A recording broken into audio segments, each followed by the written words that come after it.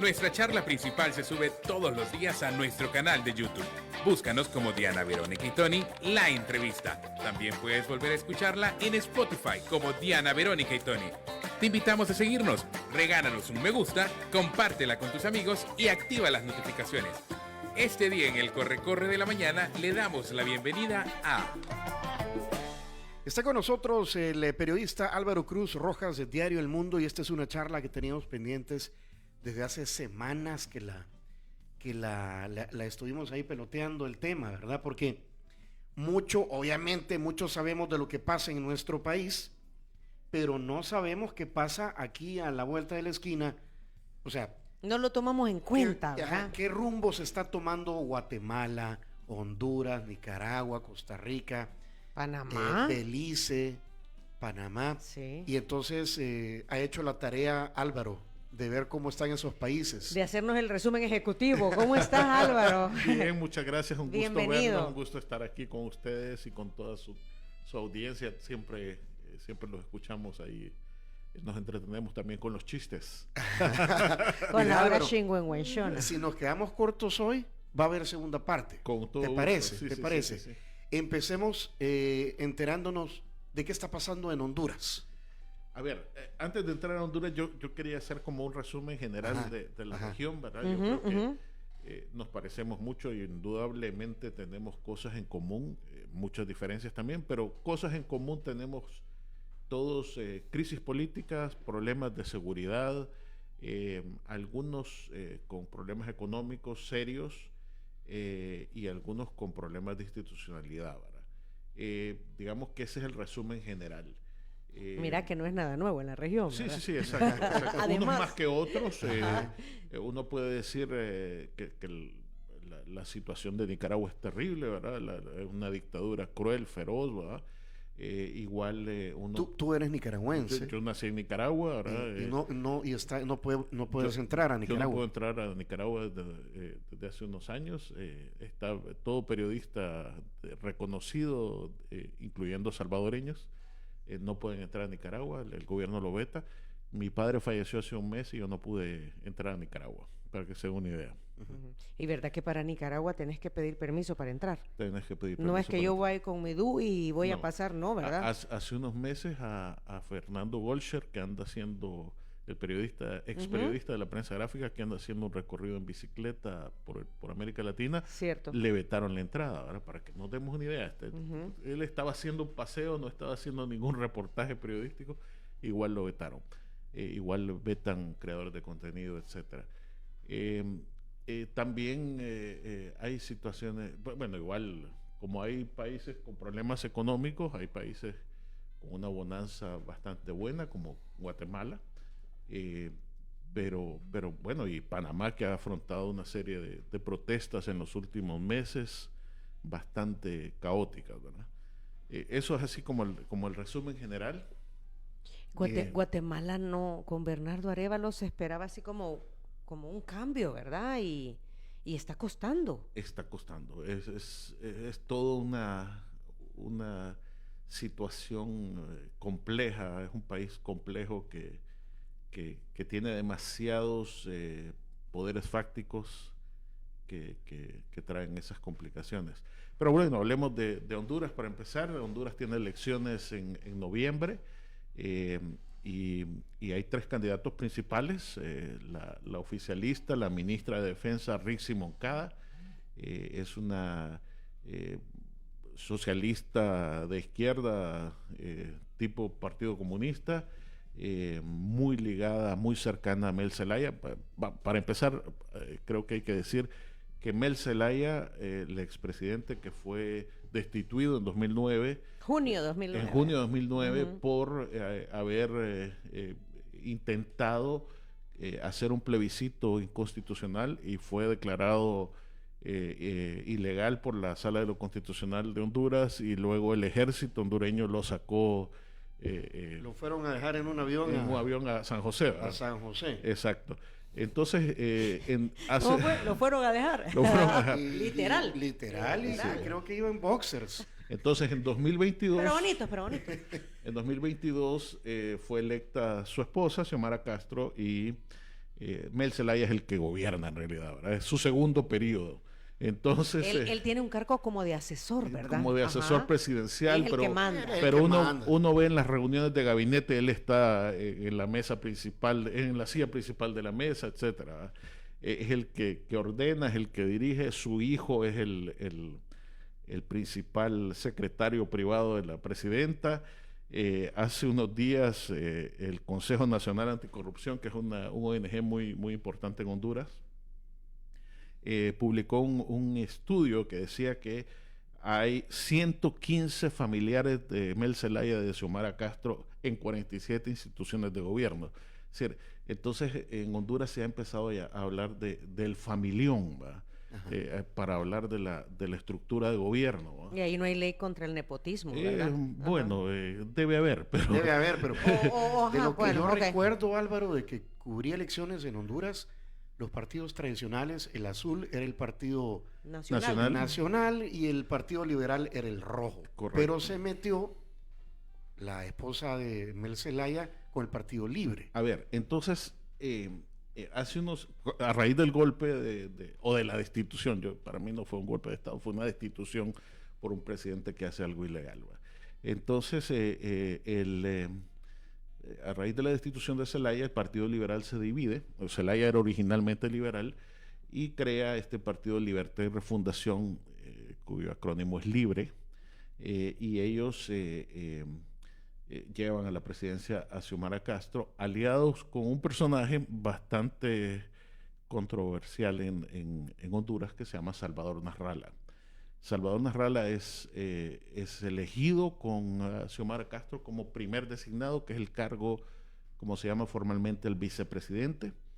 Y entonces Salvador Nasralla, que era muy popular en ese momento, que en realidad Salvador Nasralla había sido el ganador de las elecciones de 2017, si no estoy mal, en las que Juan Orlando Hernández resulta reelecto. Y Juan Orlando Hernández comete fraude ampliamente documentado, y Nasralla denuncia el fraude.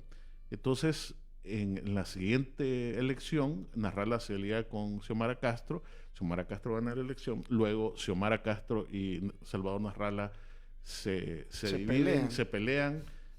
Salvador Nasralla termina renunciando a vicepresidente y ahora es candidato del Partido Liberal.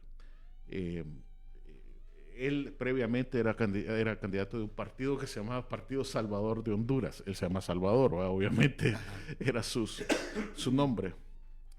Y el tercer candidato fuerte es un señor que se llama Nasri Asfura, que fue el alcalde de Tegucigalpa. El Partido Nacionalista es el partido de Juan Orlando Hernández, que como sabemos es el presidente que en 2022 fue llevado a Estados Unidos en extradición por los cargos de narcotráfico, ¿verdad? Entonces, esto es el panorama más o menos de Honduras. Tristemente es un narcoestado, ¿verdad? No lo digo yo, lo dicen todos los estudios. Juan Orlando Hernández, presidente de 2 periodos, presidente del Congreso un par de periodos anteriores, está condenado por narcotráfico en Estados Unidos. El expresidente Lobo, también nacionalista, sus hijos procesados por narcotráfico. Porfirio Lobo, sí, conocido como Pepe Lobo, sí. Pepe Lobo. Y un hermano de Mel Zelaya, Carlos Zelaya, conocido como Carlón Zelaya, termina metido ahí en un rollo de unos narcovideos, negociando donaciones de un grupo de narcotraficantes. Hace unos meses se reveló y obligó a su renuncia como vicepresidente del Congreso. También estas semanas, hace 2-3 semanas, se conoció otro narcovideo del diputado Mauricio Villeda, que es un diputado liberal, que fue candidato presidencial en la elección anterior, para que nos demos una idea de cómo el narcotráfico tiene tentáculos en la política hondureña. Exactamente. Y ha sido confirmado.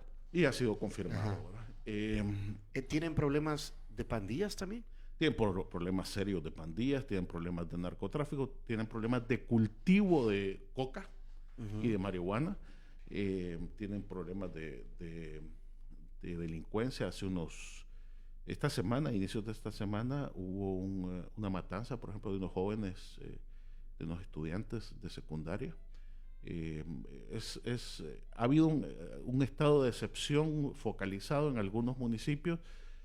Ha dado algún resultado, pero en realidad Honduras sigue siendo probablemente el país más violento de Centroamérica, ¿verdad? Con una policía sumamente corrupta, no solo la policía en materia de seguridad, sino también la policía de tránsito. Todos los que hemos pasado alguna vez por las carreteras hondureñas sabemos que es mordida segura por razones reales o inventadas, ¿verdad?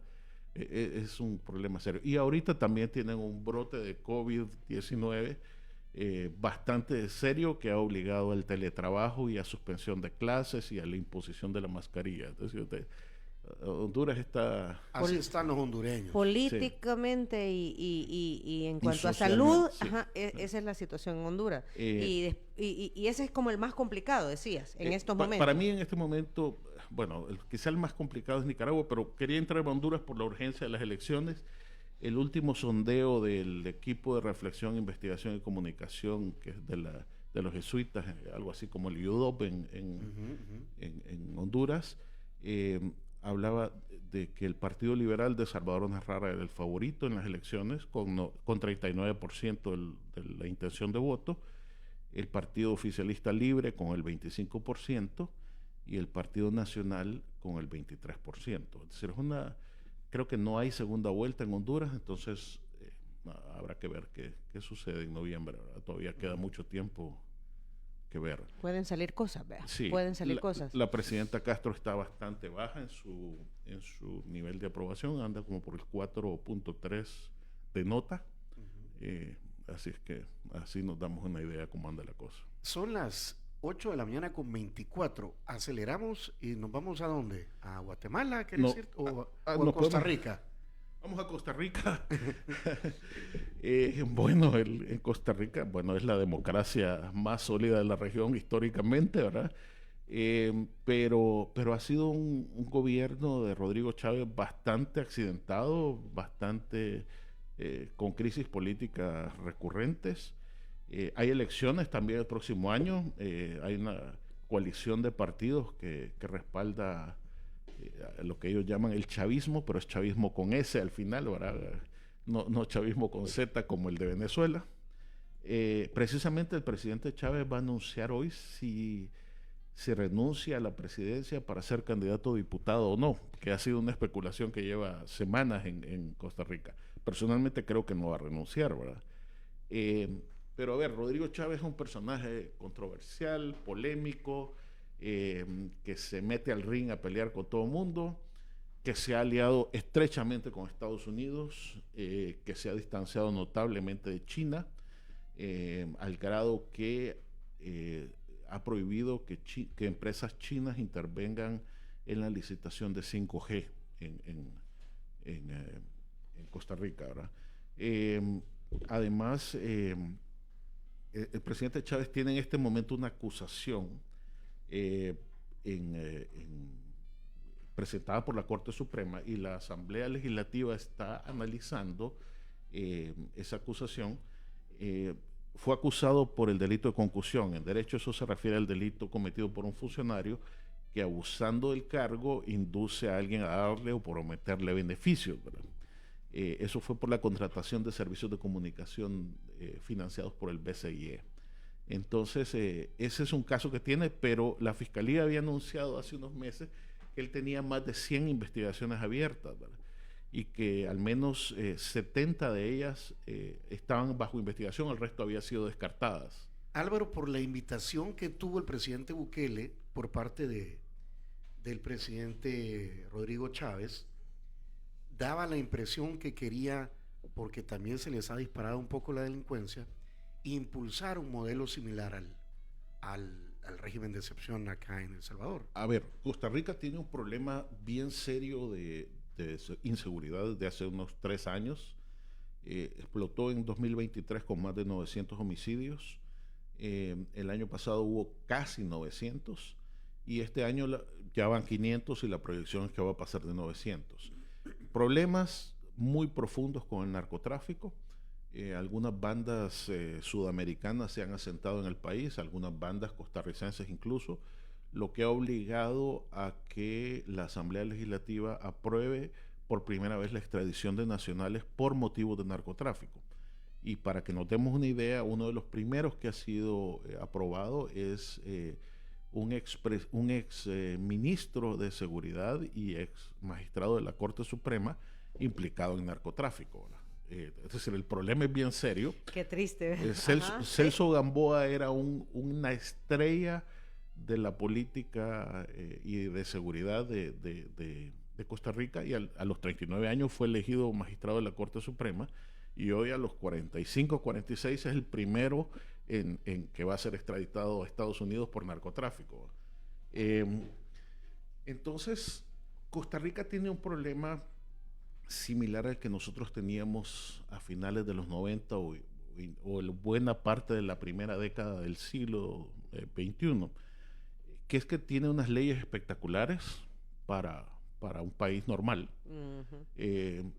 Entonces todo el mundo está protegido, todo el mundo, hay garantías para todo el mundo, incluyendo los delincuentes, por supuesto, ¿no? Entonces eso provoca que las bandas delincuenciales se aprovechen de ese sistema, y los jueces tienen que aplicarlo porque si no los demandan.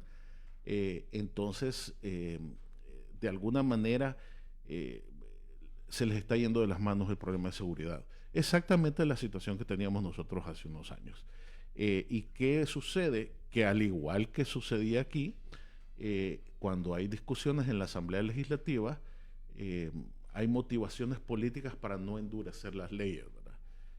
Sabíamos, hace unos años recordamos que entre Arena y el Frente vivían en un eterno pleito para vetarse el uno al otro y no aplicar medidas de seguridad, ¿verdad? Entonces, ese mismo problema lo está teniendo Costa Rica. El presidente Chávez no tiene mayoría en la Asamblea, entonces no ha podido endurecer las leyes. De alguna manera, la presencia del presidente Bukele en Costa Rica que es una figura muy popular allá, era una manera también de influir en la opinión pública al respecto, ¿no? Para hacer presión pública o presión social hacia los políticos. Exacto. Chávez ha dicho que planea construir una prisión de alta seguridad similar al SECOT, ¿verdad? Chávez ha elogiado públicamente los planes de seguridad del presidente Bukele. Entonces, eso explica un poco el contexto, ¿no? Ahora, ese es el contexto político, sí, ¿verdad? De lo que está sucediendo en Costa Rica. Sí. Pero mientras tanto, los otros temas están avanzando. El tema económico. El tema económico, Costa Rica está bastante estable económicamente. Ha tenido algunos problemas de índole de inversiones. Por ejemplo, ahorita acaba de anunciar su salida Intel, que era la fábrica simbólica de chips. Era su estandarte. Era su estandarte, ¿verdad? Creo que tiene que ver con la propia crisis económica. Mano de obra, ¿no? El costo de la mano de obra. El costo de la mano de obra. Costa Rica es un país sumamente caro. Es lindísimo, es un lugar con muy buenos servicios, etcétera, pero es un país carísimo, ¿verdad? Es decir, para los mismos costarricenses vivir ahí es demasiado. La carga social de las empresas es elevadísima. Es decir, es un país más caro que... Es decir, San José en algunas cosas es más cara que París, ¿verdad? Para que nos demos una idea, o que Londres, ¿verdad? Entonces, que son los símbolos de los más caros en Europa, ¿verdad? Entonces, hay problemas de ese tipo en Costa Rica. Hay una queja permanente sobre el costo de la vida. Tener un vehículo en Costa Rica, los impuestos para tener un vehículo, esa renovación que a nosotros nos cuesta la tarjeta de circulación $28 y que va bajando cada año de acuerdo a la depreciación del vehículo. Sí, allá te puede costar $200, $300. Bueno, quedémonos ahí. Okay. Quedémonos ahí en la frontera con Costa Rica, ¿verdad? Porque tenemos que ir a la pausa. Ya vinieron los desayunos, Vamos a compartir el desayuno, Álvaro. Tú sabes que esto es tradición aquí en Diana Verónica y Tony. Y bueno, ahí está, puedes llevar a tu hogar las tazas con diseños de perritos y gatitos que tienen ahora en San Martín, Diana Verónica. Ideales para los amantes de las mascotas, perfectas para regalar o complementar tu colección personal. Elegí tu favorita en cualquiera de las sucursales de San Martín. También la puedes pedir a domicilio llamando al 2215-1515. Mientras tanto, también agradecemos a Línea Rosa que nos trajo los desayunos de San Martín. Ahí hay siempre una conductora para usted, mujer. Es un servicio de taxis de mujeres para mujeres. Contáctelas al 6200-4491, que es el WhatsApp, o en la Línea Rosa app. Regresamos en breve, son las 8:32.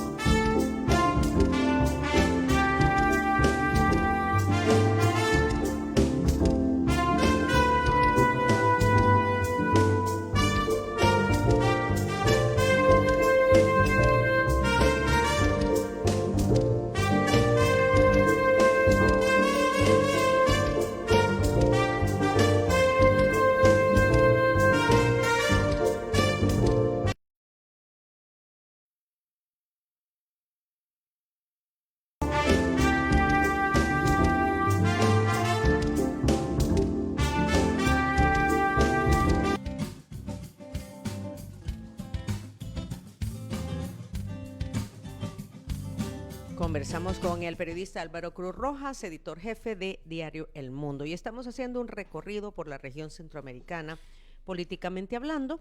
Mañana es el Día del Periodista, ¿eh? 31. Felicidades, Álvaro. Sí. Vamos a Álvaro, celebrar. por Vamos a favor. celebrar. Bueno, ya estamos celebrando. Gracias, aquí, igualmente. Sí, un gusto celebrarlo con ustedes. Y bueno, estamos pasando revista a cuál es la situación de nuestro vecindario. En la región, En la ¿verdad? región centroamericana. Hemos hablado de Honduras, y hemos hablado de Costa Rica. ¿Quieres ir a Guatemala hoy? Hablemos de Guatemala, nuestro vecino más cercano, históricamente, con el que todos vamos de vacaciones de vez en cuando. A los salvadoreños nos encanta ir a Guatemala. Así es. Y creo que los guatemaltecos también vienen A la aquí. vez. Ah, y aquí también. Y viceversa. Sí, sí. Cada vez ve uno más vehículos con placa guatemalteca. Bueno, tengo un vecino que está construyendo su casa aquí porque se quiere venir a vivir aquí, Sí. ¿verdad? Y Chapín. Sí, ocurre mucho. Ajá. A ver, Guatemala, para ver Guatemala hay que pensar en 2012. ¿verdad? En 2012, recordemos aquellas manifestaciones impresionantes que provocaron la renuncia del presidente Otto Pérez Molina y de su vicepresidenta Roxana Valdetti, provocada por un escándalo de corrupción espantoso, ¿verdad? Esencialmente ellos tenían una línea literalmente de corrupción en las aduanas, y entonces el caso se conoció como La Línea y fue el caso más emblemático presentado por la Comisión Internacional de Lucha contra la Impunidad en Guatemala, CICIG, que es una institución de Naciones Unidas que mandó a la cárcel al presidente y a la vicepresidenta por corrupción y a muchos políticos más. Pero a partir de ahí llegó un presidente que se llama Jimmy Morales. Jimmy Morales se encargó precisamente de que no le pasara lo mismo y mandó a la CICIG de regreso Pues, a cerrarla, ¿verdad? Ajá. Y luego vino el presidente Alejandro Yamatei, que terminó en enero del año pasado, y finalmente fue electo Bernardo Arévalo, que es el presidente actual. Yo me sorprendí hace unos días que alguien me dijo que no sabía cómo se llamaba el presidente de Guatemala, para que no demos una idea. Entonces, Bernardo Arévalo llegó al poder muy debilitado. Es decir, Bernardo Arévalo es una sorpresa política.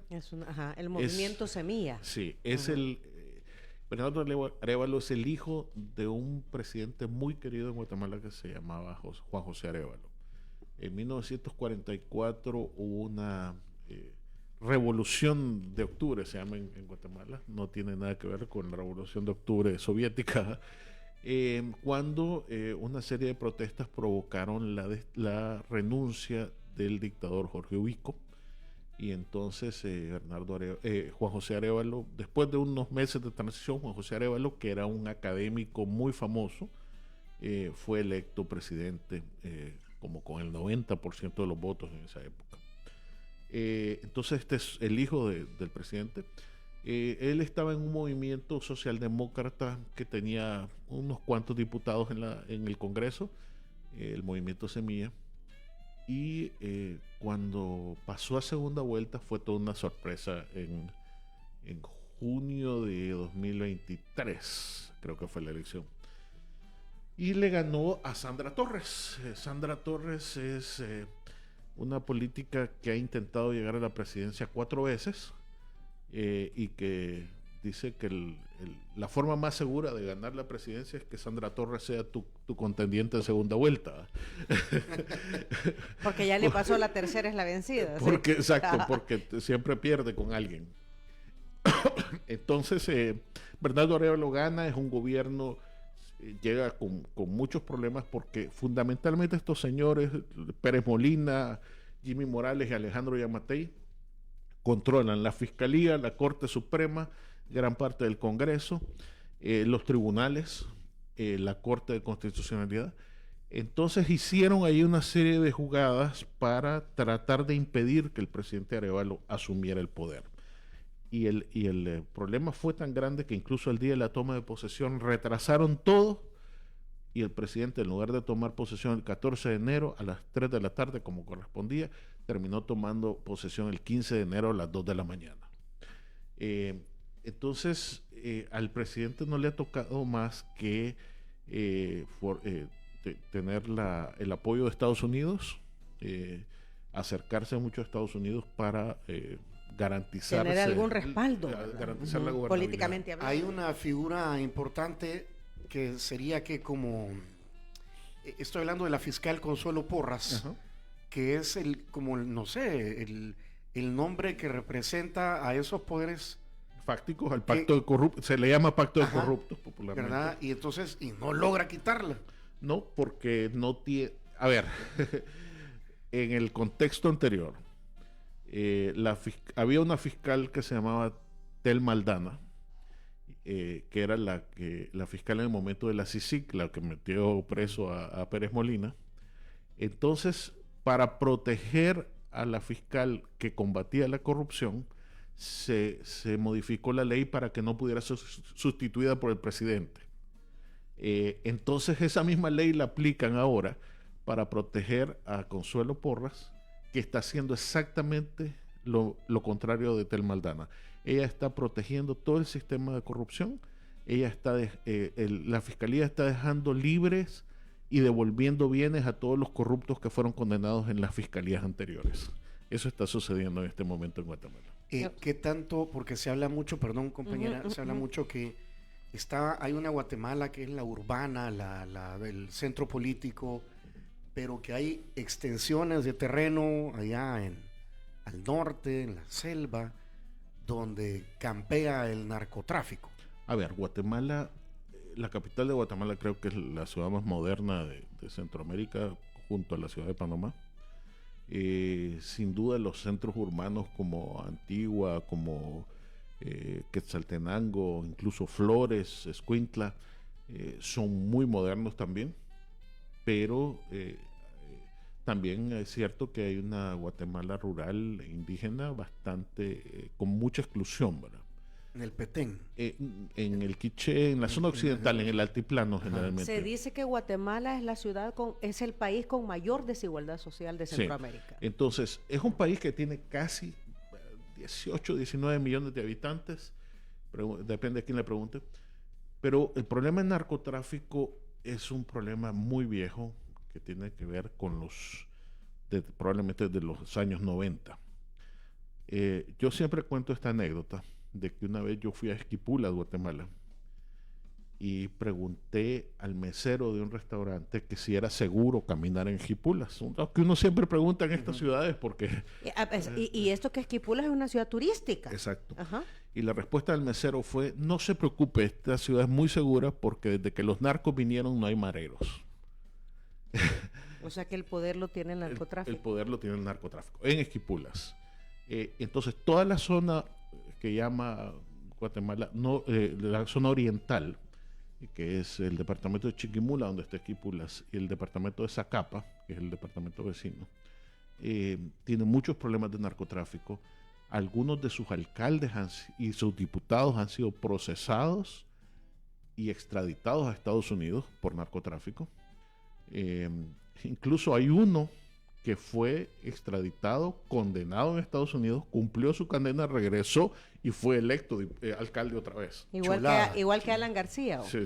En el Perú. Ajá. Entonces... bueno, el mismo Mel Zelaya. Y luego la zona de Izabal, que es la zona del Caribe, y la zona de Petén, que es donde está Tikal, pegado a Belice y a México. Esa zona también tiene muchos problemas de narcotráfico. Algún problema en la Alta Verapaz también, pegado a Petén, en el norte, y en los departamentos de Huehuetenango y San Marcos, que están fronterizos con México. Aquí fue donde sucedió ese episodio hace unas semanas de que unos narcotraficantes mexicanos se quisieron meter a Guatemala porque los venía persiguiendo el ejército mexicano y terminaron baleados en la frontera de La Mesa o La Mesía en San Marcos. Y hubo un escándalo internacional y los dos gobiernos tuvieron que intervenir. Y por ahí está Belice. ¿Perdón? Belice. Ah, bueno, Belice. Belice, que está llena de salvadoreños. Belice también tiene algunos problemas de narcotráfico, no tanto como Guatemala, evidentemente. Belice es un país muy subgénero, ¿verdad? Es un país que fue colonia británica hasta 1981. Es una democracia parlamentaria, es decir, ellos no eligen presidente, eligen una asamblea legislativa. Y el líder de la mayoría del partido es el presidente del gobierno. Es el primer ministro, presidente del gobierno. Uh-huh. En este caso, John Briceño, que ha estado en el poder desde 2020, acaba de ser reelecto. Y su contraparte era hasta hace poco un señor, un rapero, Shine Mosley, que es un personaje que estuvo ligado a Diddy Puff. Uh-huh. Sí, en realidad también guardabas aceites en la casa. Diddy Puff y Shine Mosley junto a Jennifer López en algún momento protagonizaron un escándalo que hubo hasta tiros y heridos en Nueva York, pero como el señor Mosley era beliceño, lo condenaron y cuando cumplió la condena lo deportaron a Belice. Entonces ese era el líder de la oposición. ¿Qué tal? Hasta las elecciones de marzo. ¿Y por qué lo procesaron en Estados Unidos? Por un incidente en un tiroteo, que había drogas. Bueno, este Diddy Puff que acaba de... Pues sí, Sean sí. Combs, que acaba de ser procesado. Tenía un poco de todo ahí.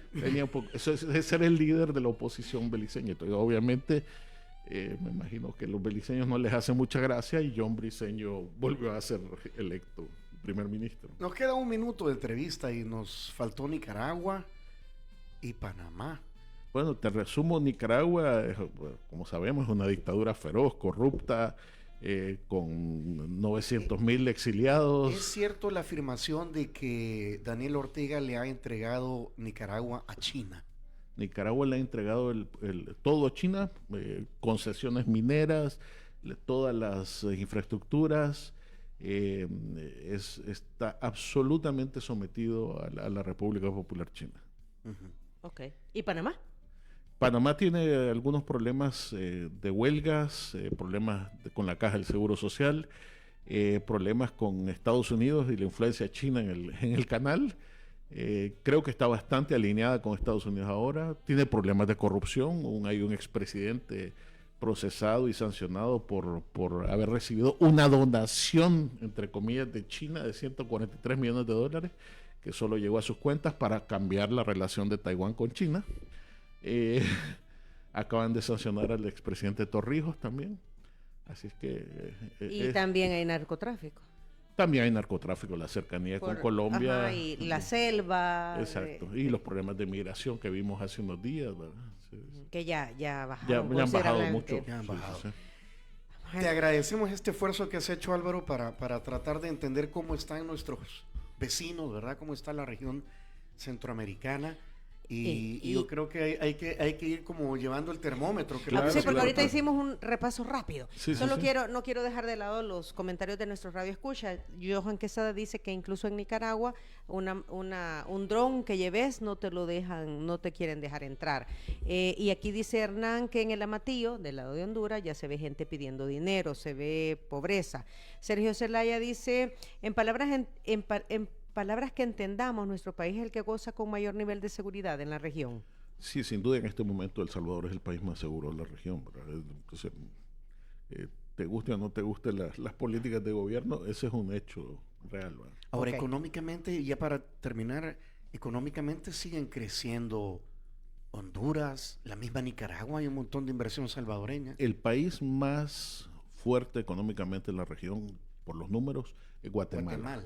Y además tiene la deuda externa más baja en relación al PIB de la región, solo el 26%. En la mayoría de países tenemos más del 70%, incluso más del 80%. Y Belice, que está quebrado en términos de deuda externa. Ok. Muy Bueno, bien. entonces habrá parte 2. Con Habrá gusto. parte 2, será un Encantado. gusto que vengas a desayunar con nosotros y a compartir tus conocimientos. Muchísimas gracias y si quieren volver a escuchar esta entrevista, pongan atención a lo siguiente. Muchas gracias por acompañarnos en nuestra entrevista. Para volver a escucharla e incluso verla, visita nuestro canal de YouTube Diana Verónica y Tony. Búscala como La Entrevista. También puedes encontrarla en Spotify como Diana Verónica y Tony. Te invitamos a seguirnos, regálanos siempre un me gusta, compártela con tus amigos y activa las notificaciones.